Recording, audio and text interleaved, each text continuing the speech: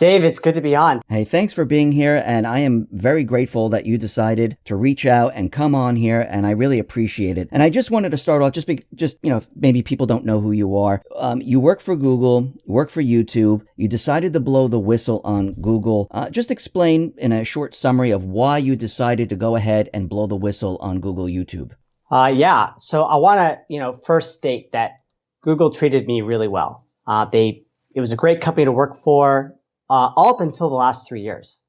And all the things that you hear about it are true. Free lunches, free massages. I was totally happy. I love the work that I did. But then something changed within the executive team right when Donald Trump got elected. And after that event, everything changed. And so the way that it changed is, the first instance that I knew that something was up was the TGIF all hands on meeting that happened directly after Trump got elected, in which the CFO, the CEO said very inappropriate things, such as that they were personally offended at the election of Donald Trump. And the CFO was saying things on stage such as, I think we're going to lose this one, in recounting what had happened up to the election. And then what really interested me was the new CEO, Sundar Pichai, said that one of the most successful things that they had done during the last election was censoring fake news. And I was listening to that. I went, wait, what? We're censoring fake news? I didn't know that we're censoring anything. And so I started to search on the internal search engine that we have at the company. And what I found was that they had all these design documents about fake news and what they were going to do to, get rid of all this problematic fake news. Now keep in mind, Dave, that at this time, the mainstream media started pushing a narrative that there was all this fake news. You'll probably remember this, oh, this isn't real. Trump is using fake news and he's just creating an alternative reality. And so this started to become like a very predominant narrative in the mainstream media. And so Google took this position that they had to respond to this problem that had just suddenly become an issue. And so these fake news documents, these design documents that they had, were how they were going to respond to all this influx of fake news that suddenly started hitting the internet. And one of the interesting things is that the examples that they were using for these fake news design documents included actual events that had happened. Let me give you an example. Okay. So they said that Hillary Clinton running weapons through Benghazi to fund ISIS was an example of fake news. And I sat there and I said, well, I'm not really too sure if that is or not, but maybe it's a good idea to just start to, research. And so I started researching the background on this and I went, well, actually, I think this could be true. Oh, it looks like Hillary Clinton did. In fact, there was a whole email scandal and they had congressional hearings on it. Oh, wait a minute. The congressional hearings were for this event that happened in Benghazi. And it looks like she had not only, funneled weapons to ISIS, but that ISIS had fired one of our own missiles, a Stinger missile, at a helicopter and it didn't explode because it wasn't armed right. And then they traced it back through this event. And so I found that there was all of this, real information that proved that this narrative point was actually plausible. And so I started to suspect at that point, is this really about fake news or is this really about controlling the narrative? And so I started to dig further and further to try to figure out, what it was that they were trying to do with the fake news. And I realized that, well, if they've got a way to classify fake news, then they must have some way to execute on removing this fake news from their search engine. And so I went down another rabbit hole trying to find, well, what exactly is doing this censoring? And I found the program. And that project is called Machine Learning Fairness. So they created this entire program to handle this. Yes. And so, what is machine learning fairness? Well, machine learning fairness is a type of AI. So if you imagine AI is this large circle, some of the AI in there can play chess, some of it can play, checkers, some of it will tell you what weather predictions are. there's a subset of AI called machine learning. And what it does is it takes in a pile of data and it uses a neural network to try to figure out what the patterns are without anyone's help, other than just the data that's properly labeled with the expected output. And so this machine learning fairness is this type of AI where you feed it millions of data points that you have the expected output for, and then it just figures out like what caused that data to be labeled in that certain way. So for example, let's say that there's 1 million articles and you've got, thousands of raters that have gone through all these millions of articles and they've applied tags to it, like fake news or, not fake news, right? Or like real news. And so you've got, 1 million data points, half of them are labeled fake news, half of them are labeled real. You put this into a machine learning algorithm and it will train a new machine learning system that when you feed it novel data, it will apply those labels fake or not fake based upon the data that it was trained on. And so this design document was talking about how this system worked, all the subcomponents on it, including subcomponents like Project Purple Rain and some others. And so it was very clear to me that they had put a lot of time into this project, and they had sort of their plans on how they were going to convince the managers to make this machine learning fairness project a priority for all their different systems. I'm talking about Google Search. I'm talking about Google News. I'm talking about YouTube. And so, I started seeing this like whole design, but this was like early 2017. I was like, well, there's all these plans, but I haven't really seen it like alter everything. And then over the course of the rest of the year, they started executing on the plan. They started pushing into more and more projects. More and more people started to be hired for this thing. And so then I went, okay, they're exiting the planning phase and they're going into the implementation phase. And I started to get more anxious because I was trying to figure out, well, what exactly are they doing? Why are they sacrificing their mission statements of organizing the world's information and making it universally accessible by censoring everything? I kind of woke up to the full extent of Google's censorship when I saw them remove a word out of the Arabic translation dictionary in order to make a Trump tweet sound crazy. What was that word? So that word was kafefe. Huh. In May of 2017, Trump went to Saudi Arabia, and there was this event that took place and involved a sword dance. You'll probably remember it a little bit. And it had like a picture of Trump on his hand with his hands on a globe. Right. Yes. I remember that. Mm-hmm. And then after he came back from Saudi Arabia, he tweeted something like the following: despite the negative constant press, kafefe.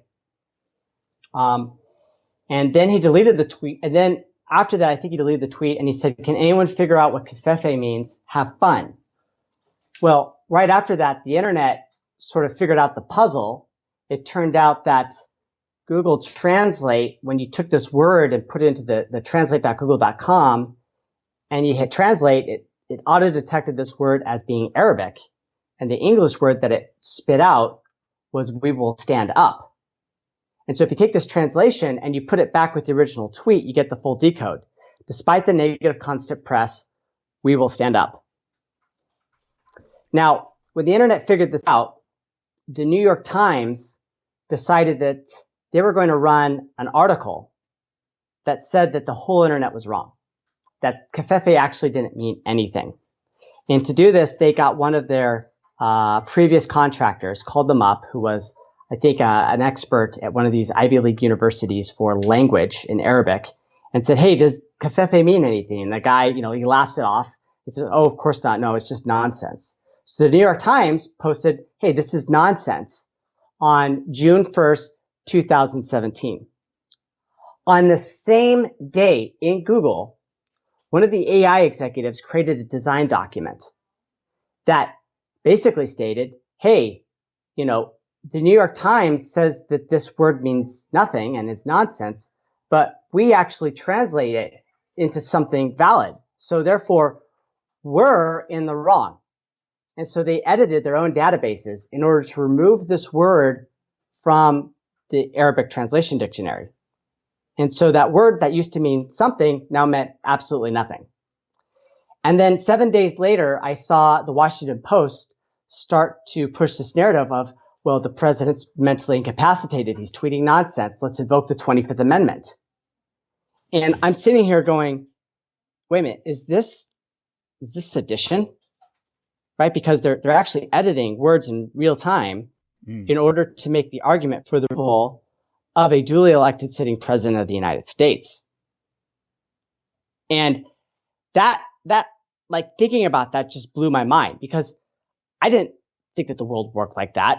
I didn't think that a big globalist corporation like that would stoop so low as to just delete words in order to gaslight a duly elected president in order to remove him for, mental incapacity. But there we go. That was what was happening right in front of me, clear as day. Is that the only thing that Google has done, or have they done a lot more than that? They were employing blacklists when they said that they weren't. Like, they testified. I can't remember who it was, but it was some executive. Later, it was Sundar Pichai actually said this, but they had been saying for a very long time that they were not using any blacklists. And so I'm sitting inside of Google, with access to all the searchable documents. And I say, well, I'm just going to wow, we don't use any blacklists. And I search for blacklist in their code database. And immediately I pulled up this page called the YouTube query blacklist. And in that text file had all these different keywords that they were using to blacklist sites from YouTube, believe it or not. And so I'm like, well, wait a minute. How are they telling Congress that they're not using blacklists? Don't they even just attempt to search it in their own search engine? And so, this is another example of them, using this blacklist. And so I started looking, well, if there's this blacklist, maybe there's other blacklists. And I discovered that they were using blacklists for their Android phones for a product called Google Now. Right. And they were using this other blacklist for, that they'd used to censor news on the Las Vegas attack on October 1st, 2017.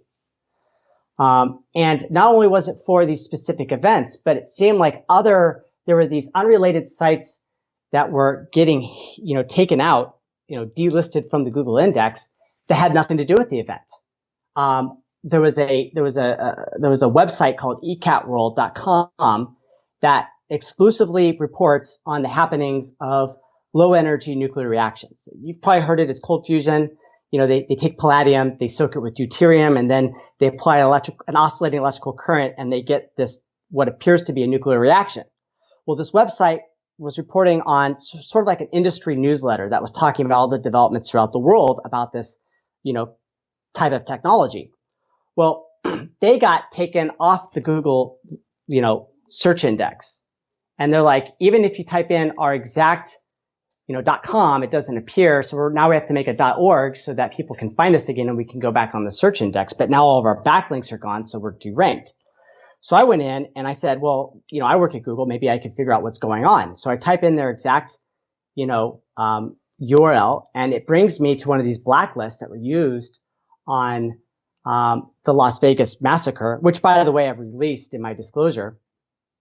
And this blacklist has all these things related to the Las Vegas massacre, but in there it has ecatworld.com, and then it's got a bunch of made up terms. It's got an invalid subdomain, and it's got all of these keywords that make it seem like it's pointing to articles that have to do with quote unquote fake news with the Las Vegas shooting. And so I'm sitting there, I'm like, well, wait a minute, how come they're putting this? Who would go to the trouble of creating a fake URL to take away this cold fusion energy website? And what I realized is that, I realized after digging in that this cold fusion was actually a real process, and that every first world country in the world had never abandoned the research. Japan, China, India, they're all studying this stuff. Lockheed Martin, it turns out that 60 Minutes had done an episode saying, actually, it turned out we were all wrong. Cold fusion was real all the time, and all these defense contractors are studying it. And then I said to myself, well, if this is real, then I'm going to make a couple predictions. One is that Google is going to invest in this because they want to keep their finger on the pulse. And two, they're not going to want to talk about this publicly because they will violate the narrative. And so using that prediction, I started searching, and what I found was that Google had a secret cold fusion lab at the time. Now it's open. Now they're like, oh yeah, we've been studying it for years, right? You can even search on this, and but they claimed that it was fruitless and they weren't able to find anything. I don't necessarily trust them on that story. But it turns out that they had a secret cold fusion lab. They were studying it themselves, and I went, okay, well, like, it's clear that what we're being told, on a whole bunch of wide-ranging topics is not the same. And so I started to get more and more convinced that as the censorship was ramping up, that there wasn't really going to be a limit to it, because I was like, every single time I put like a line in the sand and said, well, I don't think that Google is going to, blow past this line, they went past it, and then again, and then again, and then again. And I started thinking to myself, like, well, what's the ideology behind this? And then I started like realizing that there's this like central bank Marxist ideology that the central bank uses in order to subvert entire nations. I listened to this amazing talk by a KGB defector by the name of Yuri Bezmenov, and he laid out this process of how the United States was going to be subverted, and he laid it out based upon his knowledge of what he had done to Pakistan under the influence of, Russia, and that, he escaped to America. Now he's telling us how it's going to happen. And I listened to the whole lecture probably about 5 times, and I went, this is exactly what's going on right now. This is a form of ideological subversion, and they're bringing Google into a weaponized state in order to overthrow the presidency. And by this time the impeachment had happened, and QAnon was coming onto the scene. And so I started to realize that we were in a full-blown war. And so, at this time I started collecting a whole bunch of documents because, they were available to me as a full-time engineer, just like they were available to every other full-time engineer. I didn't really have any special access. And I realized that, the people that are the operators of this have an ideology. And it's an ideology that's pushed by the mainstream media, by the academics. And it's a form of collective group thought where if the priest class believes something is right, then they're believed that it's going to be right. And so because they believe that they're in the right, they don't even have any idea that what they're doing is actually wrong. And so they're not even trying to hide any of these evil plans, because to them, what they're doing is completely good. It's the other guy that's evil and justifying what they're doing. So I realized that now that I had access, I was going to download everything that I can and store it as a collection of PDFs. And so we're now getting into like the end of 2017, 2018. I'm like, okay, I need to, do something here, because Google's is the biggest fish in the biggest pond, and they're going to present the biggest problem for the patriots as they're trying to, end this current system. And if the patriots lose, we're going to go into a form of dictatorship, because there's this thing that I learned where all dictatorships are the result of a failed revolution, right? And so I realized at this point that, the patriots better win. And if they don't, we're going to have, some sort of central bank dictatorship that's going to take in its place, because they're going to realize, well, nothing can stop us. If you win the revolution, then nothing can stop you at that point. You're in the position of military dominance. And so I decided at this point that I did not want, what was going to happen to my country, the same that had happened to these other failed, Marxist revolutions, like what happened to the Soviet Union, where like tens of millions of people died. So I started seeking out friendly media that could help me take this cache of documents and disclose it to the American public. Because, all these plans that are put in behind the scenes, the one thing that they fear is public disclosure. Like, once the public sees what's really going on, then they're going to be revolted, and they're going to say this is a problem. And then all of a sudden their plans are going to get, they're not going to be able to implement them.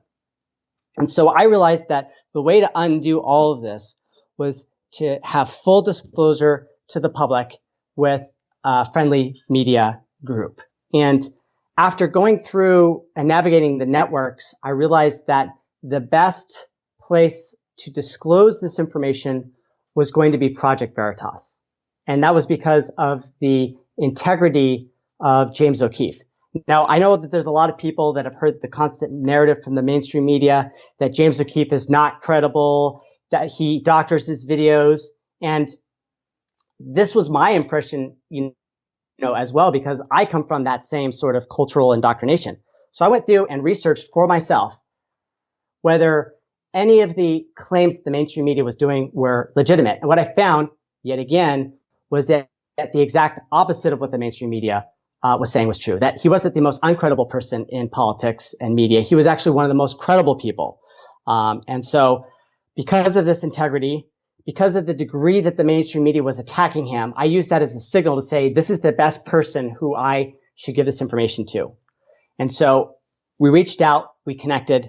He sent over a handler that sort of, handled the information transfer from myself to his company and was able to craft this story. And then as we started ramping into this, it's kind of interesting.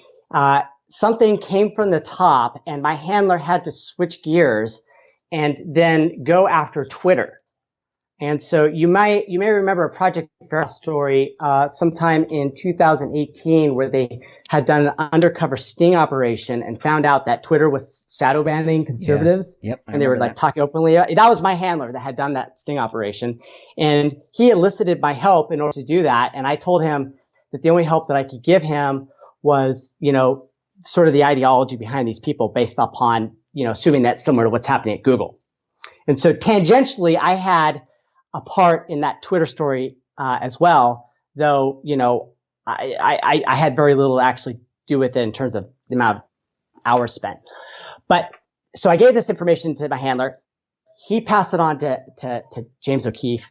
And then James O'Keefe took a look at all this information, and it was so he actually told me later that he didn't act on it originally because he suspected that it was some sort of false intelligence, that was a trap.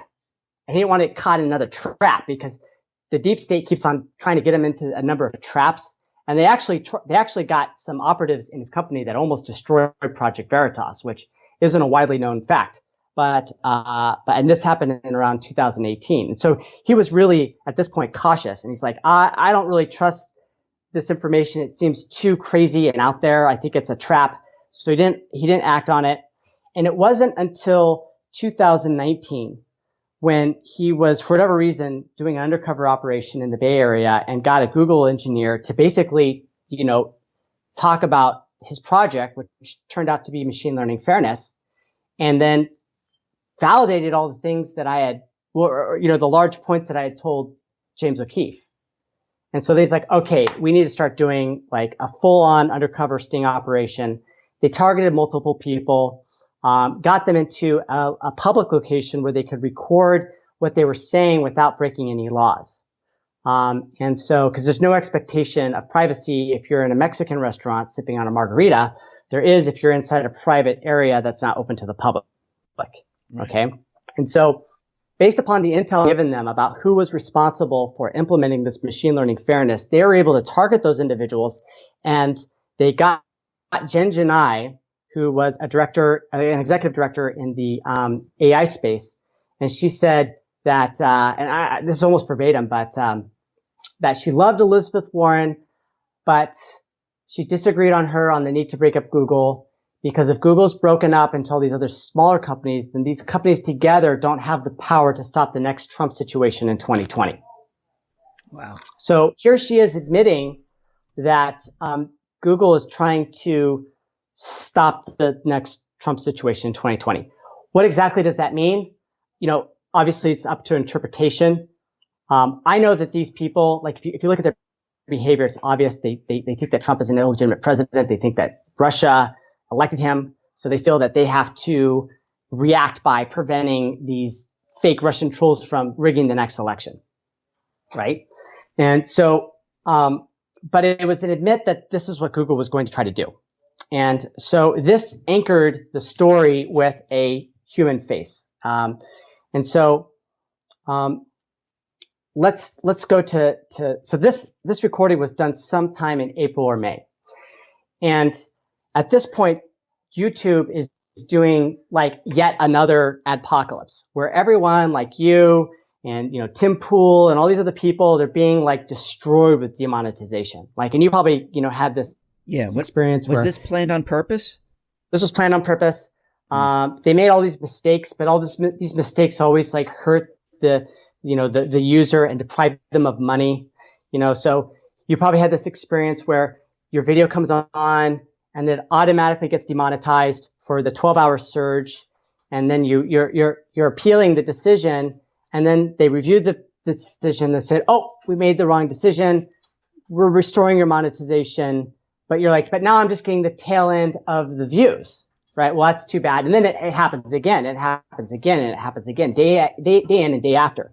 It keeps on happening. It doesn't change. And so they kept on doing all these tweaks that were depriving people of money. And my understanding is that this was depriving them of, you know, resources, whether it's view counts. Basically, they don't want you guys to grow, because what the truth tellers are saying are things that destabilize the current system. Right. And they want to preserve that current system because, you know, it's clear by me at this point that they're trying to get back, the central bank is trying to get back into control. And so they're messing with you guys. And it looked like in April that they were doing sort of like the major blow to you guys. And that's when the recommendation, which I call the up next algorithm, really started to change, started to redirect everyone from another content creator that was similar to Fox News. I noticed that everything, and then everyone's views went way, way down. Yeah, exactly. And so, everyone's views was going down. And at this point, like I had actually written like, notice of intolerable, conditions twice, but I never like handed it off to my boss because I chickened out or something. But finally I said, I can no longer like work in this environment. I had no idea that James O'Keefe had done a sting operation. I thought that he wasn't returning my calls. So I assumed that he had just, for whatever reason, abandoned it. And so I was like, I can't take this anymore. I'm too far away from my values, and I don't want America to be overthrown. So I'm a wreck. I'm just going to hand in my resignation letter and be gone by the end of June and go back to my own business, which is I've got a side hustle where I sell the world's best bicycle glove. It's got an LED signal on the back of the hand. So I'm like, I'm just going to go back to that and be a product manufacturer because it's enjoyable and I don't have to live under hell's conditions. So I'm in my room writing my resignation letter when I get a call out of the blue. And coincidentally, it's James O'Keefe. And he's like, hey, Zach, like, we've got this transcript and we want you to sort of like look at it and give us your interpretation, you know? And I said, fine. Yeah, absolutely. So he sends me this letter. I read it. It's Jen Janai talking about stopping the next Trump situation in 2020. So I call him back and I went, oh my God, you did it. And I proceed to go on this rant talking about how this was exactly what they were thinking. You got them to just say it out there. Congratulations. You know, this is going to be a defining moment in history. And then after I got through with the rant, they just sort of had a pause and they said, can you come to New York tomorrow and say that on camera? And I said, what a coincidence. I'm writing my resignation letter right now. And so I get off the phone. I finish it was the first resignation letter I'd ever written, by the way. And it was also probably going to be the best. I was so happy, Dave, to like be exiting from that situation. I come in, or actually I email the letter to my boss, and then immediately I get placed under investigation by the global securities team.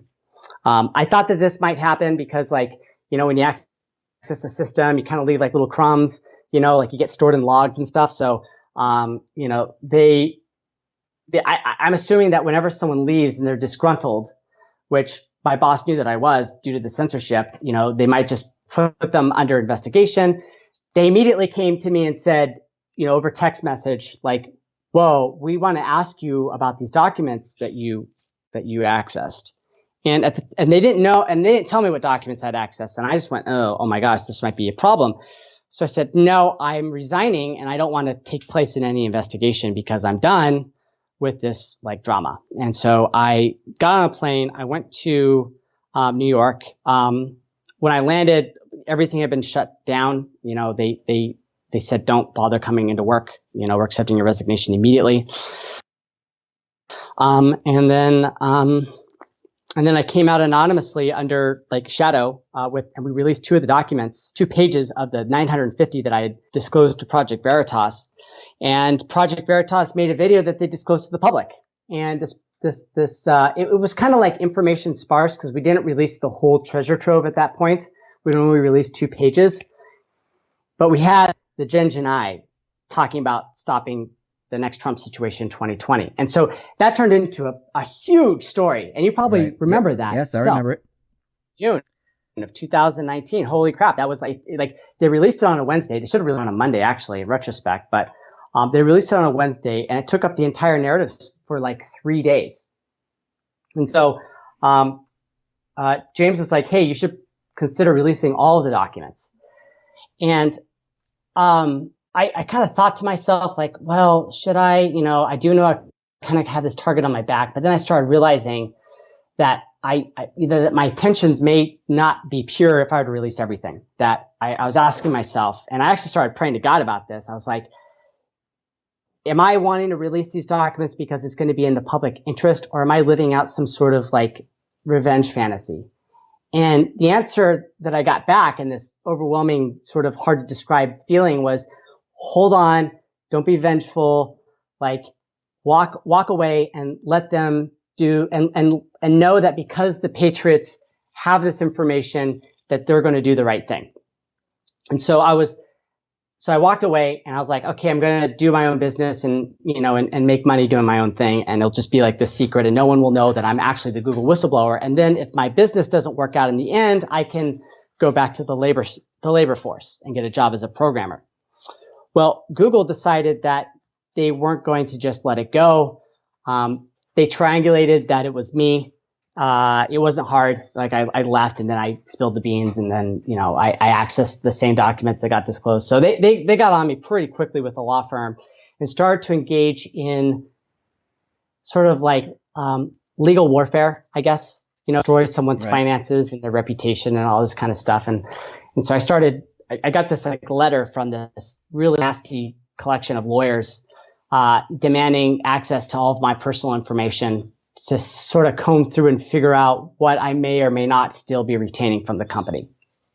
And I started asking, defense lawyers, and they're saying, oh yeah, this is the first step in getting destroyed. This happened to Kevin Cernecki, but they didn't tell me it was Kevin, but I figured it out later. But he actually followed the rules and complained to the National Labor Review Board about what Google was doing to conservatives within the company. And Google ambushed him and then made up a criminal charge saying that he was maliciously trying to get all their information in order to conduct corporate espionage. And so they put him through a criminal system in addition to a civil system. And he had lost $100,000 on legal bills, and there was really no end in sight. So I thought to myself, well, this is what my future is going to be. And if I just comply with them, then they're not going to let me go. They're just going to continue this whole thing. And I remembered, well, what is it that they fear? And I said, public disclosure. So I realized that if they got all my information, then they were going to lock me down and maybe I get a gag order. So I said, I'm not going to help them cover this up. I'm going to expose all of them. I took the 950 pages of documents. I printed them all up. I put them into a giant box. I slapped a label on it. I sent it to Washington, D.C., to the DOJ antitrust division. I then went to James O'Keefe and I said, hey, James, if anything happens to me, you have my permission to release everything to the public, full public disclosure, thus, setting up a dead man's trigger. I then go to Twitter and I say to Twitter, in the event of my untimely death, all documents be disclosed to the public. And so I sent that. 4 hours after posting that tweet, I had police come to my house. And I was able to see that it was police and anticipate that they were coming because they actually came to my friend's house because I gave Google a intentionally wrong address. And so I got heads up that they were coming because they first came to my best friend's house. Now they're at my house. Now that I know the police are there, I'm like, well, I'm just not going to answer the police because I don't have to. And so rather than them just going away and leaving me alone, they decided that they saw something that was questionably suspicious, which was a can of denatured alcohol near my gate. And so they said, well, this could be a bomb. And so they called in a bomb threat. And that means that they had to call in the bomb squad. They had to bring in robots. They had to shut down the streets from 20th in Valencia all the way to 22nd in Valencia. Now, keep in mind, I didn't realize that they had done this. And so I was just hiding out in my room and, peeping through the curtains and saying, oh, there's still police out there. And I was on the second floor, so I could look down the street, and I started using my phone with as a camera, as kind of a periscope to sort of peek out and see what was going on. I went, man, the cops are still here. So I was laying low, going through my house. And then I started hearing a helicopter flying close to my house. And I was thinking to myself, no, that's just paranoid thinking to believe that this helicopter's coming for me.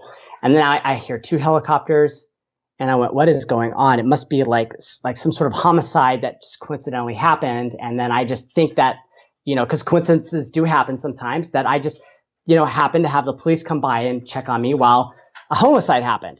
That's why there's helicopters. Well, no, it turns out that the helicopter's really for me. There was a bomb threat. And I realized this when my best friend, who was coming to visit me, saw that all the streets had been blocked off. And when he questioned why it was and asked them if they were here for Zach, they said, who are you? He's like, I'm his best friend. And he had known about this dead man switch and everything that happened. So, he was not that surprised, even though it was alarming. So he called me up and said, yeah, they're here for you. And so I tried not to meet with the police, but they told me that they were not going to leave, that they were going to do shifts until I got out of the house. And I started realizing that if I don't come outside, maybe they'll figure out a reason called extravagant circumstances to force their way into the house. And then maybe something bad happens to me and their cameras don't work, right? Yep. That's happened before. Yes, it has. So I thought to myself, well, if this is what's going to happen if I don't come out, then I might as well go outside, because what's outside? It's the public. What does the public have? They've got phones. They're going to be recording because this is interesting content. If there's something that happens, then there's going to be 30 different people with cell phones recording that are going to witness it, and they're going to upload it to Twitter. They're going to upload it to Facebook. They're going to have a problem. So I decided that I'm going to come out and I'm going to meet the police out in the street. And so there's video of me coming out with my hands up. There's police with rifles. When I come outside, I see that there's police stationed up on the rooftops adjacent on the other side of the street. And this is all because I didn't answer the door. And so I was compliant. I did everything that they asked me to do. They detained me. They didn't handcuff me. They put my hands behind my back. And then they took me across the street, and then they asked me a bunch of questions, such as, do you want to hurt yourself? Do you want to hurt others? Are you supposed to be on any medications? They're basically trying to figure out, and if I answer wrong to any of these, then, they take you to a hospital and then you get evaluated under, a physician. And so, at the end, after these questions, which I answered all fine, they asked me, well, why would Google call this in? Now, I had known that Google was doing it because who else could do it? But that was the first moment that I had a concrete explanation of who called in this wellness check. I said, the reason why Google would do this is because I disclosed 950 pages to the DOJ. And they said, do you have any proof of that? And I actually had taken a picture of the letter that I had sent to the attorneys in response, admitting that I had retained documents and that I had given it to the DOJ. So I let the police officer read this letter that I had typed out, and they went, oh my gosh, you're a whistleblower. And I said, yep. I am a whistleblower, and that's why you're here is because you're acting on behalf of Google's interests. And so after that, everything de-escalated. And the media who had been covering what was happening just abruptly ended the news coverage and didn't let the public know anything about what happened, right? Because it didn't go as, like, I guess they were hoping. And so the next day I got on a flight and I went to Washington, D.C. And then I went on video again, this time without a mask, without sort of any anonymizing features, as myself, and clearly explained to the American public what this system was and how exactly they were censoring all of you content creators. And so then that started the second sort of full disclosure of what had happened and how it all worked. And my goal with this disclosure was to give, because there's good guys in the government, right? And those good guys currently are investigating Google for antitrust. But what they need is that they need, like, I guess you could call it ammunition. They need to have, they need to know what's going on.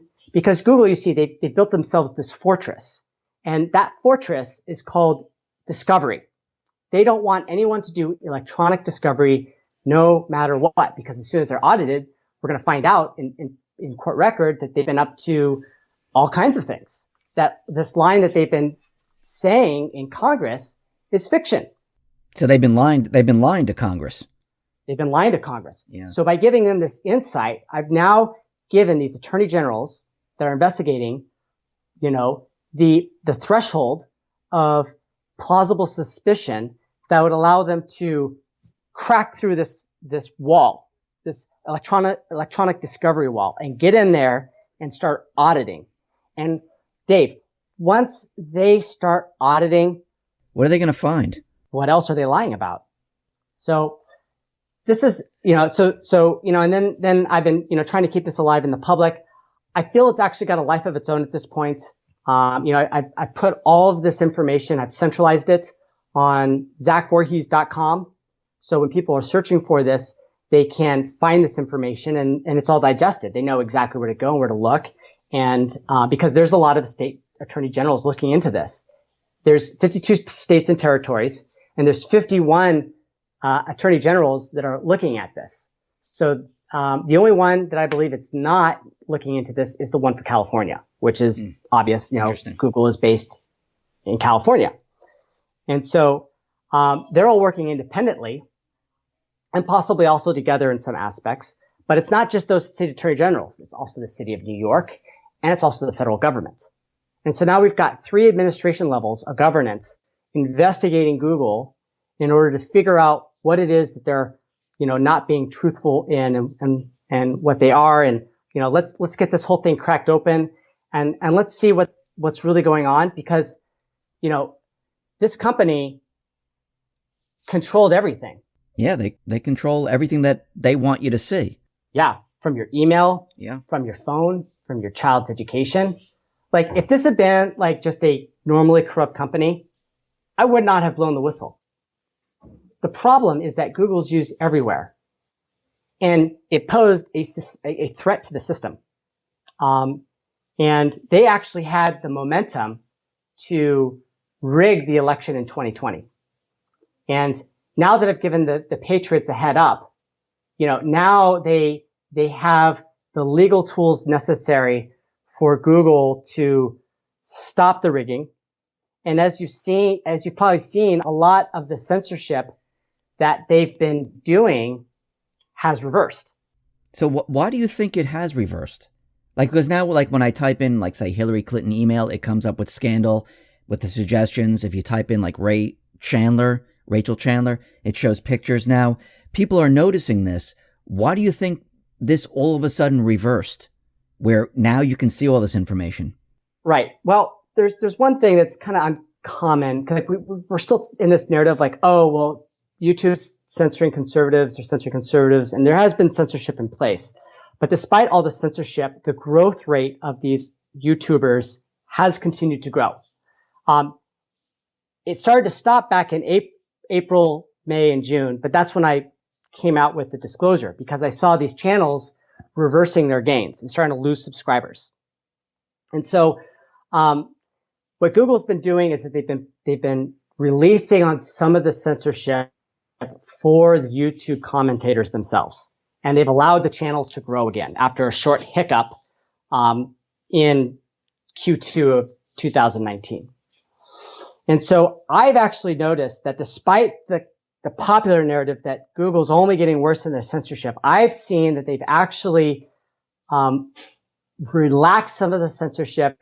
And I think that you went from 250,000 subscribers to now over 650,000 subscribers. Yeah, I noticed that the count went up quite a bit. I mean, even the views, the count, and I know that this is not normal. I even noticed on my website too, like things like this is not normal. I normally don't see this. Yeah.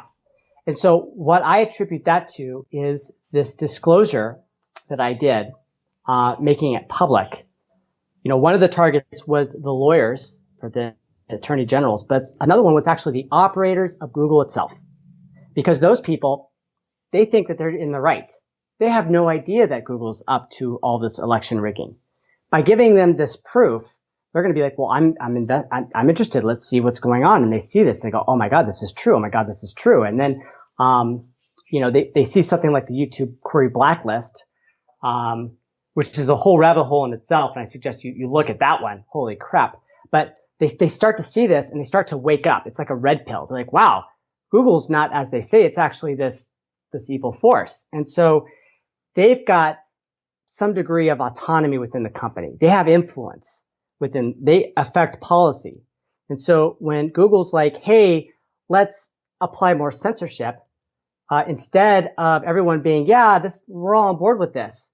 What's happening is that you've got what I call liberals that are now waking up saying, well, wait a minute, we're betraying our liberal values. Like, why don't we just let the people choose whoever they want to follow? Like, why are we doing all these things that prevent, a free and open internet when our mission statement is essentially supporting a free and open internet? So what I think is that a lot of the operators have been pushing back I was told by people that I was formerly friends with that hate me now because of this disclosure, saying that this disclosure just screwed up the company so much they had to ban political content on the email. Like, no one can talk about politics anymore. And they're changing their corporate culture based on this disclosure. And also think about it. Like, if they do all the censorship and then someone comes and then, does this huge disclosure, well, then what's going to happen if they do more censorship? Is that going to lead to more disclosure? Like, do they know everything that their employees might have downloaded in the last 3 years? All of a sudden, what I've done is I've made management aware of the inherent risks of more censorship to their bottom line. And they're probably getting pushback like, hey, pushback from their stockholders, where their stockholders are saying, hey, why are you doing all this censorship? It's against your values. It's destroying the company. Don't do censorship, censor less. And so all these different factors have been sort of this low level, almost background noise resistance towards screwing up all of the algorithms and letting the algorithms just be themselves, which is measuring engagement and trying to match people up with content that they find engaging. And if you just let that happen, what I call organic results, then the organic results will reconfigure the internet so that it gives you what it is that you're looking for. Yeah. And so I want to finish up by saying, you're like, well, what happened with all this specific stuff that happened within the last couple of weeks? Yeah, that's what I wanted to ask you. Go ahead. Right. So in the last couple of weeks, we had a very radical shift where the deep state seemed to get exposed.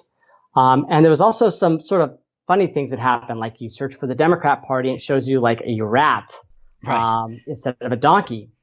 And you start searching for things like Pizzagate and Hillary Clinton and what you find, and like the Podesta art. And you start finding all of this information that Google was censoring. All of a sudden, the censorship sort of released. And I knew this was happening because I had a flood of people come to me and start saying, oh, like Google changed their censorship engine. And the first two, I was like, yeah, whatever. And then by the third one, I was like, okay, there's a pattern.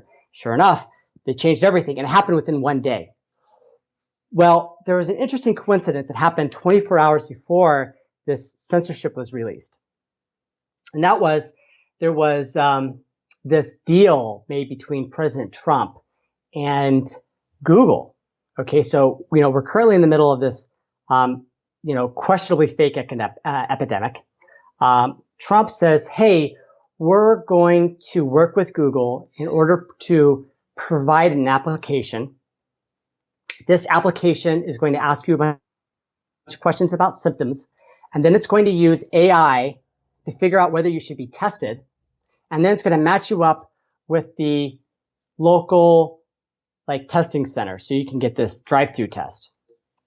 And so, this is a really simple, easy sort of system to create, right? The whole idea that you need AI to figure out whether you should be tested, it's literally a flow chart, and a flow chart is simply an if-else, chain. Right. If you have a sore throat, then go get tested. Or if you have, a wet cough, then go get tested. Else, if you have a dry cough, then go get tested. If you have any one of these symptoms, you need to get tested. That's it. That's the AI that they're using. And then what's the second part of that system? The second part of that system is matching up the people with a local testing station. This has been a solved problem for over a decade, right? Probably even longer.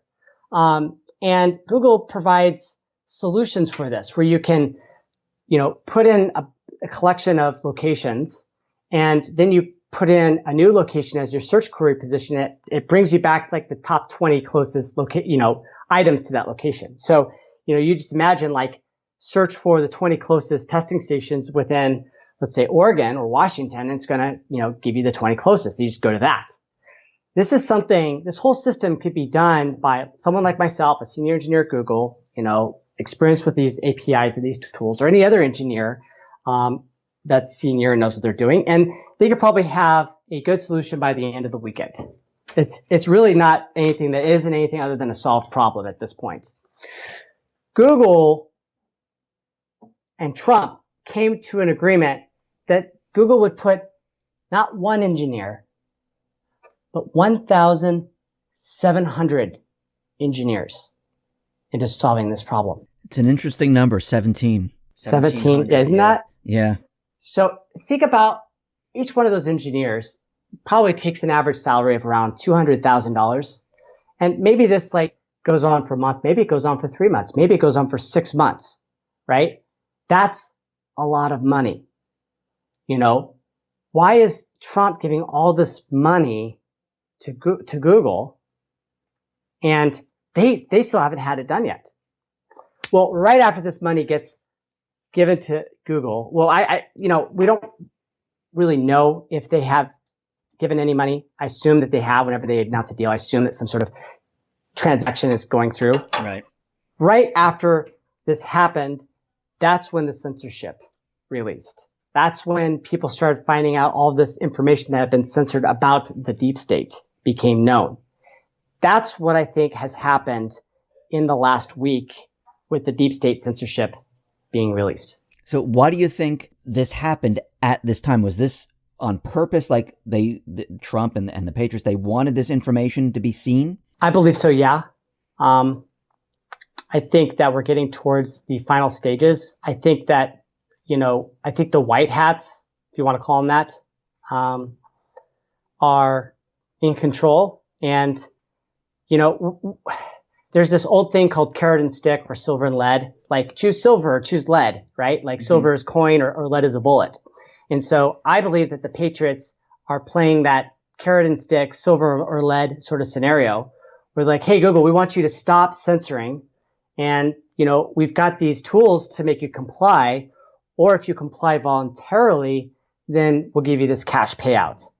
And I think that Google just said, well, we'll just, if we don't get a choice either way, we'll just take the cash payout. And so I think that this is what it was. It was a cash payout to let the central bank system know that at any time, the Patriots could force Google to, release the censorship and let the public be aware of what's really going on. And I think there's still more to the story that's going to play out and reveal itself.